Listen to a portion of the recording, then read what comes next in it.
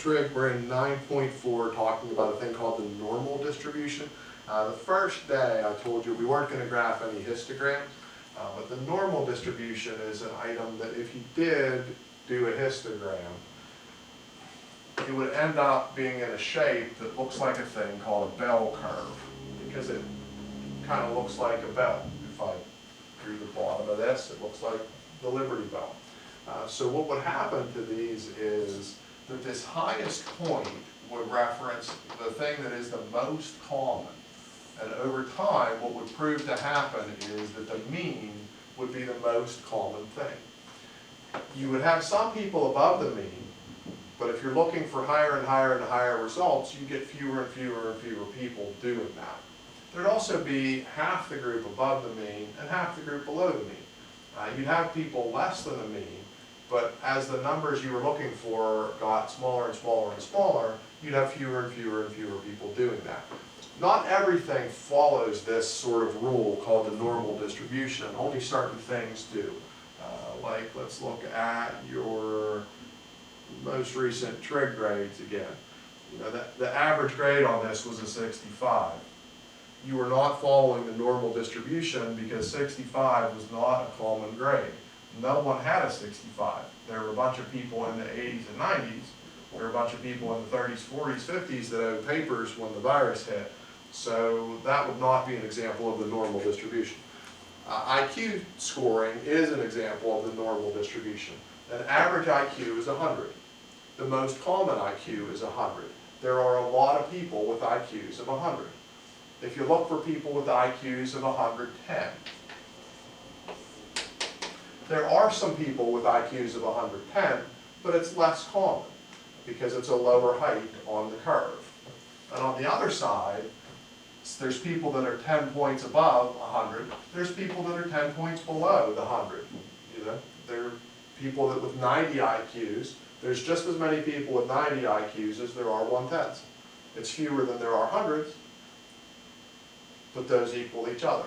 If you go looking for people with 120 IQs, there's not a lot of them. Just like there's not a lot of people with 80 IQs. If you look for genius, genius is technically like 130, 135. There are not very many people that are technically 130, 135 IQs and are geniuses. A lot of people think they are, I think, but there aren't a lot of them in the real world. Just like there aren't very many people with IQs that are like 65, 70. At a certain point of the high end, you become technically a genius. At the low end, you become technically like disabled in some way. There aren't very many people that are mentally disabled, percentage-wise. There aren't very many people that are actually geniuses. There's some lady that purports to have an IQ of like 200. So she's probably the only person like at that end of the bell. And if you had an IQ of 0, you're like not alive. Like your brain is stopped. But there is a bell-shaped curve to IQ scoring. SATs, they score that the same way. The mean score on an SAT section is a 500. They cap the highest end people at 800, and there aren't very many of them. They cap the lowest end at 200, and there aren't very many of those either. But there's like a lot of people getting 550s, and there's a lot of people getting 450s. They're both 50 away from the mean. Those are like equally common items. A 700 is not a very common score because that's not a very high area anymore. Neither is a 300 a very common score. Those are essentially going to like even out. That's the idea of the normal distribution.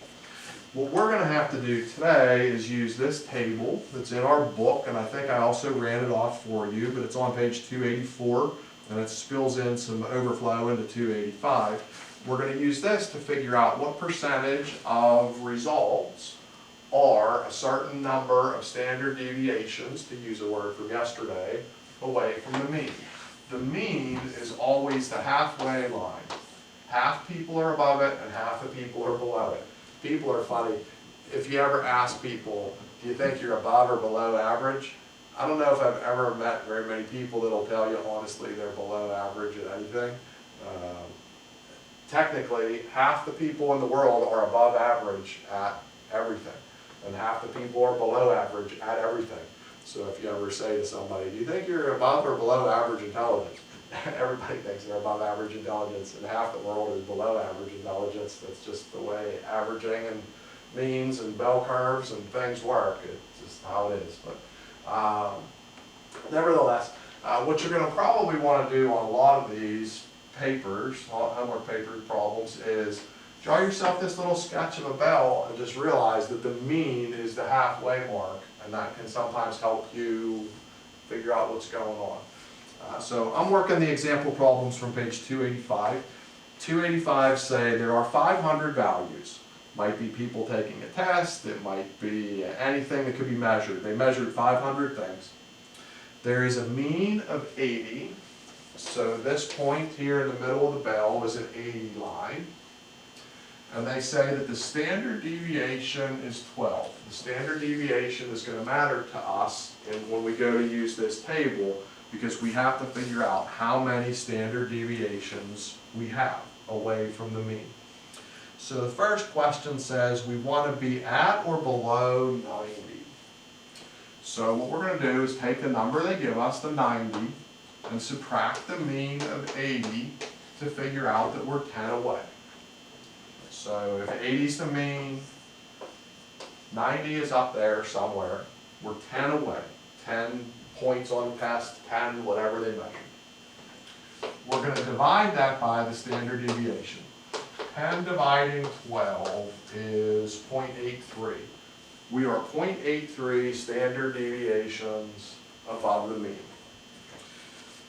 To use this table to track 0.83, you travel down the 0.8, down the column here until you come to 0.8, and you track over until it lines up with 3. How you find 0.83 is down to the 0.8, over to the 3.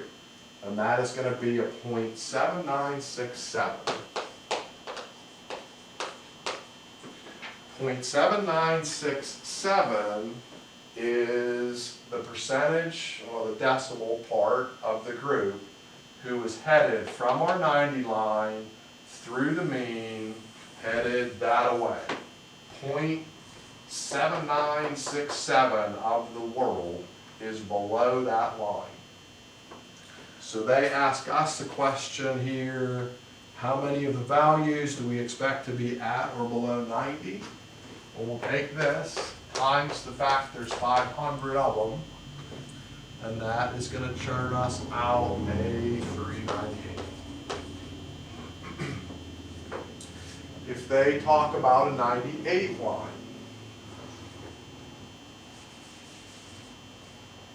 so we're moving up to the 98 line to figure out who's in there. 98 line subtracts 80 is 18. Divide by 12. The standard deviation will change problem by problem. So don't go through the examples and subtract 80 every time on the board and then take the homework and subtract 80 on the homework. If that mean were a 70, subtract 70. If the mean's at 82, subtract 82. But we're always going to subtract the mean as our first move. We're going to look to divide by the standard deviation as our second move. 18 dividing 12 is 1.5. So when we go to look at this table for 1.5, we would track down to 1.5, use the 0 column, and it's showing 0.9332. So at this point, we're using our table, 0.9332. 0.9332 of the people are going to be below that line. Always the table is giving you a number from a boundary through the mean all the way to the end of the world. They did not ask us, though, how many people are under the 98, which is what we know. They ask you how many people are over the 98, which isn't going to be very much. Almost everyone is under the 98. We need to figure out who's over 98. So sometimes you have to go and do 1 minus what's showing because they took you the other way. 1 minus this is a 0.0668. And then we're going to take that times 500, and you aren't going to think very many people are above a 98. That shouldn't be a common thing, and it ends up being 33. 60. They start talking about people that are at the 60 line. Here's our bell, here's our 80, here's the 60 line. The table is always going to give us a number from the boundary through the mean, which this time will go right, all the way to the end of the world. Okay, the decimal number is always going to go in the direction through the mean, through the big blob in the middle, all the way to an end somewhere. 60 minus 80 is 20. Doesn't matter if you go negative or not. Divide by 12. That's 1.67. Use our table with 1.67 is down to the 1.6 over to the 7 is a 0.9525. And then I'm hoping they asked us for people who went over the 60 because that's the number I just got. If they ask me for people under 60, I'll have to go 1 minus. They asked me for people under 60, those big meanies. So under 60, I have to do 1 minus to get an 0.475. And then times the 500 at the end, and that turns me out a 24.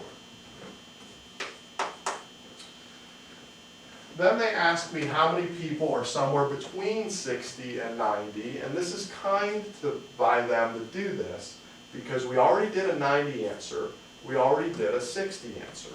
So it's kind of nice that they did it that way for us because we did on previous questions, with this being our 80 line, at our 90 line, we decided that there were going to be 398 answers that way. Now they want us to stop at the 60 line and not include those people anymore. They want us to be 90 down as far as 60. Under the 60, we just decided was 24. So if we do 398 minus 24, we have that answer. 374. Skip a couple questions. I'm going to the last example because it's easier and we're building up momentum of problems of this type. The last problem they said, what's the probability? Which is nice because we don't have to do the multiply by 500. And they want us to be less than 100. So we would go 100 minus the, 100 minus the 80 is 20. 20 dividing 12 is again 1.67, which again from the table is a 9525. So here we are at a 100 line. That number is always going through the mean and all the way to the end of the world. That's a 9525. And then in my book, I have some stuff crossed out, so I'm not sure if my book's different than your book. If the question in your book is, what's the percentage less than 100, we have it. If they ask you for what's the percentage greater than 100, we have to go 1 minus that because we don't know that area yet, and it would be a 0.0475. I'm not sure what your book's doing, but I have a bunch of scribbling in my book, and I can't really confirm or deny what's in your book because I can't see you. That would be creepy. Then there's 2 specialty questions that are a little different. The homework will sometimes do these specialty questions, but not always. If you understand the ones we did so far, you're going to be good on the majority of homework and 1 day on a test, because that's the majority. Then there's 2 specialty questions. The first one, they ask you, what percentage of the values would be within 2 standard deviations? So if I imagine my bell, here's my mean, here's a position that's 2 standard deviations above, but here's a position that's 2 standard deviations below. What we want to do is figure out what percentage of people are somewhere in here, but not in either of the corners. So we're going to need to use our standard deviation paper and go down to 2.0. 2.0 is going to show me a 0.9772, which is telling me that from here to the end of the world is a 0.9772. That is including, though, this corner of people that I want to cut off, because I don't want to go below that line. So I need to cut off the people that are here. Conveniently, the people that are here is the same amount of people that are there. And to figure out who's in either of the corners, we can go 1 minus what we just did. This would be a 0.0228. So this would be a 0.0228. So to get the final answer, I need the 9772 from the chart minus the 0228 that's in the corner. That is a 9544.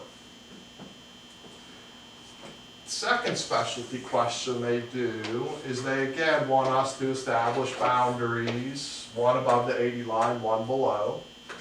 And they want us to get 0.99 of the people in that big blob in the middle. If 99% of the people live here, the other 0.01 total share the corners. To figure out one of the corners, you'd have to divide that by 2.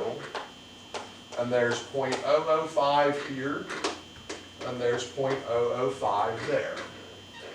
For us to use the table, we always want to track from a boundary line through the blob to the end of the world, which would include the 99 and the 005. That is a 995, a 0.995. We're not working the table inside out backwards. Okay, so we need to find 0.995 on the table, which is going to go into the overflow zone for numbers that are bigger.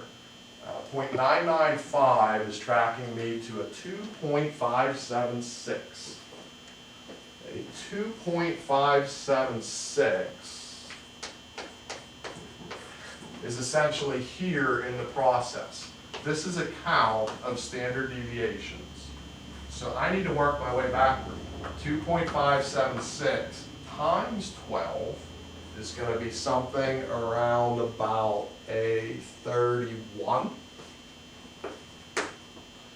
31 we can add to the mean to figure out the high line. 80, if it adds 31, the high line is 111. To figure out the low line, we'd have to do 80 minus 31. Above the mean we'll add, below the mean we'll subtract, but those both involve 31. Again, the 31 came from us multiplying by 12 from the standard deviation number. That's a weird one because they work the table inside out for once. They don't usually do that very often. We're 285 on this, working from 7 to 12. I hope that helps. If not, let's Zoom sometime. This is the last new lesson of this stat chapter, so if you loved it, take some stats in college. If you hated it, don't ever take stat again, but at least you got a taste for that.